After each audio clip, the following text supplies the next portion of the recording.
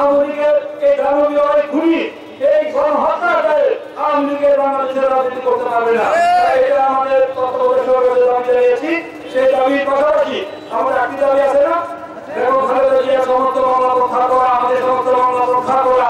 ইনশাআল্লাহ মনে করি 6 মাস বা 1 বছরের প্রতি আমাদের একটি অবাধ নিরপেক্ষ নির্বাচন হবে। সেই নির্বাচনে আপনারা নির্বিঘ্নে আপনারা নির্বিঘ্নে আমরা কোনো চাপ করতে হবে আপনাকে ভোট দিবেন।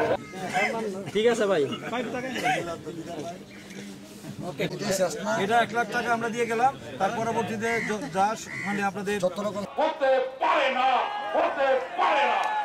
বন্ধুরা আমার, যারা গুম করেছে, যারা দিনের পর দিন বিরোধী দল এবং সংগ্রাম অব্যাহত থাকবে।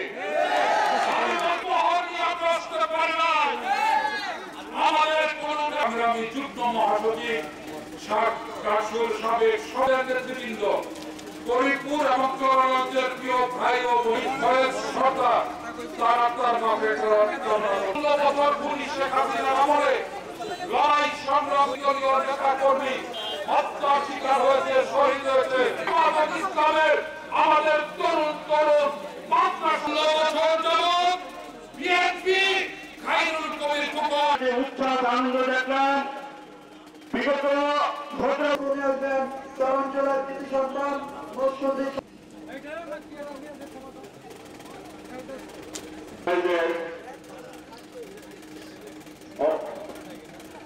উপস্থিত আছেন নরসিংদী গণমানুষের নেতা, আহ্বায়ক, কেন্দ্রীয় কমিটির বিপ্লবী যুগ্ম মহাসচিব।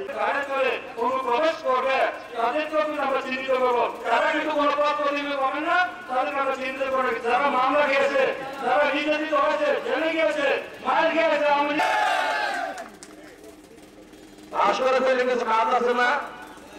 এখন থেকে কাজ শুরু করতে হবে, সংগঠনটাকে শক্তিশালী করতে হবে। যে সমস্ত লোক হয়ে রয়েছে তাদের